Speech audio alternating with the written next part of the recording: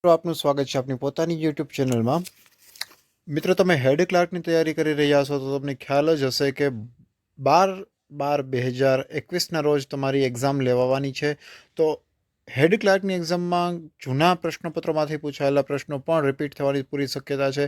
તો 30/4/2017ના રોજ લેવાયેલ હેડ ક્લાર્કની એક્ઝામનું પ્રશ્નપત્રનું સોલ્યુશન અહીં આપેલું છે।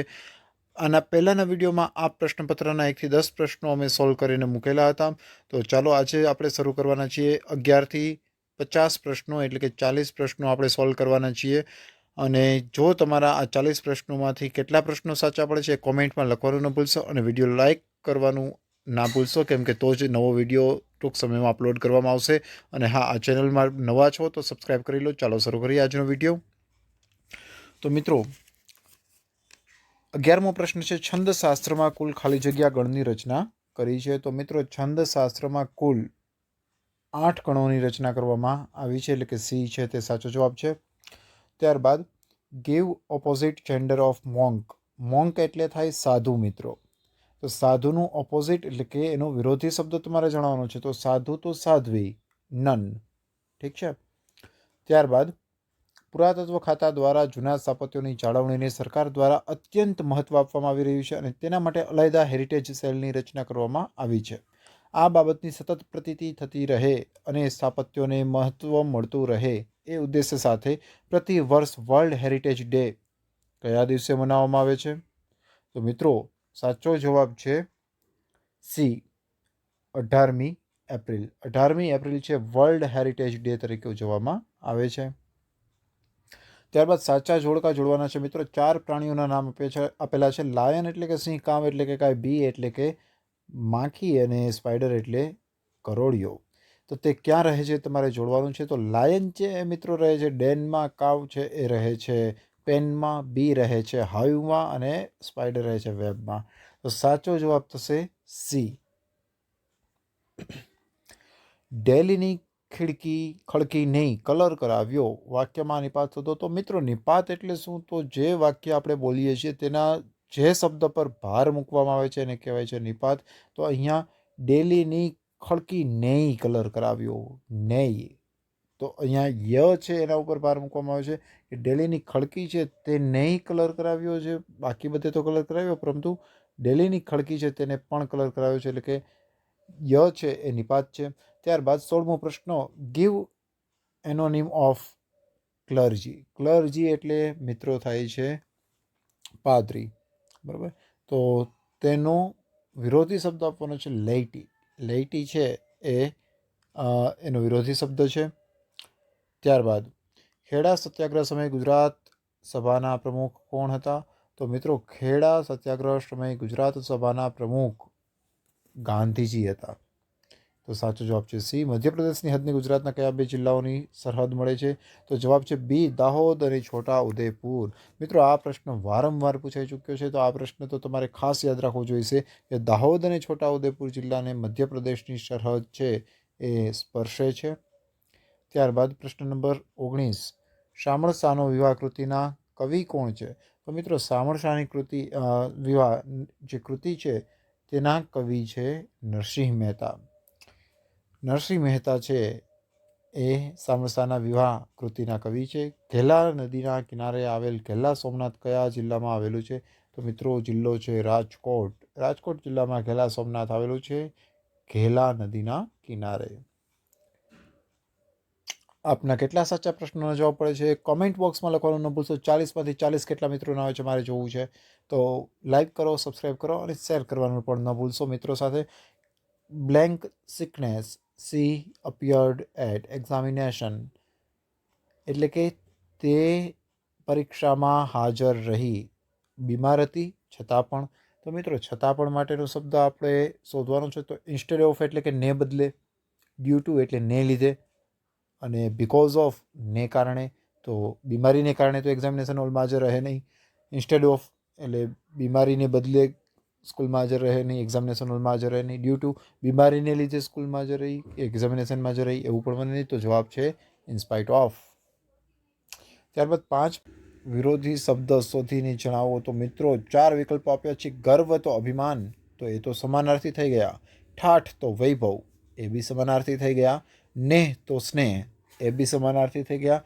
તો મિત્રો સાચો જવાબ છે ઉપકાર તો અપકાર, તે સાચો જવાબ છે. તો મિત્રો અહીંયા પેસિવ વોઇસ છે, તો જવાબ આવશે હેડ બીન સર્વડ. તો dinner had been served before I arrived. હું પહોંચ્યો તે પહેલાં જમવાનું પીરસાઈ ચૂક્યું હતું. ગાંધીનગર સ્થિત ગિફ્ટ સિટીનું પૂરું નામ જણાવો. તો ગિફ્ટ સિટીનું પૂરું નામ છે Gujarat international finance tech city. ત્યારબાદ સ્વતંત્રતા સંગ્રામ દરમિયાન ખેડાનો સત્યાગ્રહ શા કારણોસર કરવામાં આવ્યો હતો. તો મિત્રો સ્વતંત્રતા સંગ્રામ દરમિયાન ખેડાનો સત્યાગ્રહ મહેસૂલ માફ કરવા માટે કરવામાં આવ્યો હતો. કેમ કે જમીન મહેસૂલ ખૂબ જ ઊંચા દરે લેવાતું હતું, વરસાદ પડ્યો ન હતો, છતાં પણ મહેસૂલ છે એના દર વધારવામાં આવ્યા હતા. મહેસૂલ માફ કરવા માટે ખેડા સત્યાગ્રહ થયો હતો. મીંડા આગળ એકડો માંડવો રૂઢિપ્રયોગનો અર્થ આપો. તો મીંડા આગળ એકડો માંડવો એટલે કે શૂન્યમાંથી સર્જન કરવું. તો સાચો જવાબ છે શૂન્યમાંથી સર્જન કરવું. ત્યારબાદ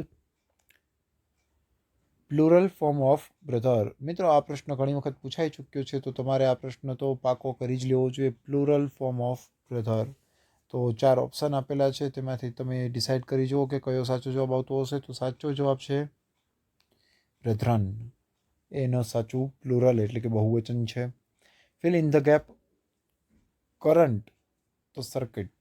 સર્કિટમાંથી કરંટ પસાર થતો હોય છે, વહેતો હોય છે સર્કિટમાં. અર્થ તો એ શેમાં પરિભ્રમણ કરતી હશે? પોતાની ધરી પર. Orbit. Orbit is the right answer. Halol તાલુકો ગુજરાતના કયા જિલ્લામાં આવેલો છે? સુરત, ડાંગ, દાહોદ કે પંચમહાલ? સાચો જવાબ છે પંચમહાલ. જે કોઈ પ્રેમ અંશ અવતરે કાવ્યના કવિ કોણ છે? તો મિત્રો જે કોઈ પ્રેમ રસ અવતરે, પ્રેમ અંશ અવતરે, તેનો સાચો જવાબ છે દયારામ. ત્યારબાદ 40મો પ્રશ્ન.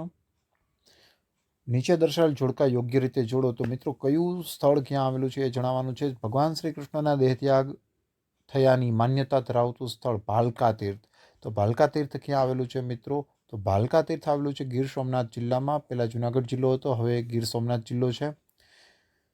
સોમનાથની બાજુમાં જ છે. જો તમે સોમનાથ ફરવા જતા હોય તો તમને ખ્યાલ હશે કે બાજુમાં જ ભાલકા તીર્થ પણ આવેલું છે. નૌકાસેના માટેનું તાલીમ કેન્દ્ર વાલસુરા ક્યાં આવેલું છે? તો વાલસુરા છે એ જામનગર જિલ્લામાં આવેલું છે. રમણીય દરિયા કિનારો ધરાવતું સ્થળ ચોરવાડ ક્યાં આવેલું છે? તો ચોરવાડ જુનાગઢ જિલ્લામાં આવેલું છે. હર્ષદ માતાનું પવિત્ર યાત્રાધામ મિયાણી. તો મિયાણી ક્યાં આવેલું છે? જે મિત્રો આ જે જિલ્લો બચ્યો છે એ છે પોરબંદર. તો સાચો જવાબ છે સી. ત્યારબાદ 41મો પ્રશ્ન. They blank the silver lamps from the ceiling. બરાબર. તો તેનો સાચો જવાબ છે હંગ. ત્યારબાદ આલ્કિન શ્રેણીનું સામાન્ય સૂત્ર કયું છે? તો આલ્કિન શ્રેણીનું મિત્ર સામાન્ય સૂત્ર છે CnH2n, એટલે કે બી છે એ સાચો જવાબ છે. શબ્દ સમૂહને બદલે એક શબ્દ વાપરવાથી ભાષાની, લખવાની, બોલવાની અભિવ્યક્તિમાં શું આવે છે મિત્રો? તો શબ્દ સમૂહને બદલે એક શબ્દ વાપરવાથી ભાષાની, લખવાની, બોલવાની અભિવ્યક્તિમાં લાઘવ આવે છે. ત્યારબાદનો જે મિત્રો 44મો પ્રશ્ન છે એ ગાણિતિક પ્રશ્ન છે. જો આપને આવડે તેમ હોય તો આપે આ વિડીયો પોઝ કરી અને તે ગણવાનો પ્રયત્ન કરવાનો છે મિત્રો. હવે હું આપને આપવા જઈ રહ્યો છું તેનો જવાબ. તો 44મો પ્રશ્ન છે તેનો સાચો જવાબ છે સી, એની 18 ઘાત અને બીની 28 ઘાત. ત્યારબાદ HTTPનું પૂરું નામ જણાવો. તો HTTPનું પૂરું નામ છે, 4 ઓપ્શન છે: હાઇપરટેક્સ્ટ ટ્રાન્સફર પ્રોટોકોલ, કે હાઇપરટેક્સ્ટ ટ્રાન્સફોર્મેશન પ્રોટોકોલ, કે હાઇપરટેક્સ્ટ ટ્રાન્સલેશન પ્રોટોકોલ, કે હાઇપરટેક્સ્ટ ટાઈમલાઇન પ્રોટોકોલ. તો સાચો જવાબ છે મિત્રો એ, હાઇપરટેક્સ્ટ ટ્રાન્સફર પ્રોટોકોલ. ત્યારબાદ મિત્રો એક અંગ્રેજી શબ્દ છે ઓપોઝિટ, જેનું જેન્ડર તમારે જણાવવાનું છે એબેટ. તો એબેટનું એટલે કે મઠાધિપતિ એવું થાય છે તેનો અર્થ. તેનું વિરોધી શબ્દો છે એબેસ. ત્યારબાદ ભગવદ્ ગીતાની દ્રષ્ટિએ સ્થિત પ્રજ્ઞ કોને કહે છે? તો અમુક કામ અમુક સમયે કરનાર, લાભ હાનિ વિચારનાર, દરેક બાબતમાં બુદ્ધિને સ્થિર રાખનાર, કે આચરણમાં આળસ કરનાર. તો સાચો જવાબ છે મિત્રો સી, દરેક બાબતમાં બુદ્ધિને સ્થિર રાખનાર. તેને કહેવાય છે સ્થિત પ્રજ્ઞ. ત્યારબાદનો પ્રશ્ન છે મિત્રો, રાષ્ટ્રપતિ ક્યારે બિલને સંમતિ કે મંજૂરી આપે છે? તો મિત્રો તેનો સાચો જવાબ છે સી, લોકસભા અને રાજ્યસભા બંને સભા બિલ પસાર કરે ત્યારે રાષ્ટ્રપતિ છે બિલને મંજૂરી આપે છે. તો સાચો જવાબ છે સી. ત્યારબાદ મિત્રો 49મો પ્રશ્ન, ગુજરાત રાજ્યના નાણાં પ્રધાન શ્રી નીતિનભાઈ પટેલ દ્વારા વિધાનસભામાં રજૂ કરવામાં આવેલ બજેટ 2017-18 અન્વયે ઓનલાઈન બેન્કિંગ દ્વારા પેમેન્ટ પદ્ધતિ સાયબર ટ્રેઝરી મારફત ગુજરાત રાજ્યની તિજોરીમાં વેરો ભરવાની સુવિધા કઈ તારીખથી અમલમાં મૂકવામાં જાહેરાત કરવામાં આવી છે? તો મિત્રો આ જનરલ નોલેજનો ત્યારનો પ્રશ્ન છે, કરંટ અફેરનો પ્રશ્ન છે. તો તેનો સાચો જવાબ છે બી, 1/5/2007થી સાયબર ટ્રેઝરી મારફત રાજ્યની તિજોરી છે તેમાં ઈ પેમેન્ટ કરી શકાશે. ત્યારબાદ છેલ્લો પ્રશ્ન છે, 50મો પ્રશ્ન છે, ગાણિતિક પ્રશ્ન છે. જો PA = 0.36 હોય તો PA બરાબર કેટલું થશે? તો આ પ્રશ્નનો જવાબ તમારે શોધવા માટે મિત્રો ગણતરી કરવી પડશે. ગણતરી કરી લો અને પોઝ કરી અને ત્યાં સુધીમાં હું તમને જવાબ જણાવું છું. પ્રશ્નનો સાચો જવાબ છે ડી, 0.64. તો મિત્રો નીચે કમેન્ટમાં લખવાનું ન ભૂલશો કે આપના કેટલા પ્રશ્નોના જવાબ સાચા પડ્યા છે. આ વિડીયો જો ગમ્યો હોય તો લાઇક કરો, સબસ્ક્રાઈબ કરો અને શેર કરો. Thank you so much for watching this video.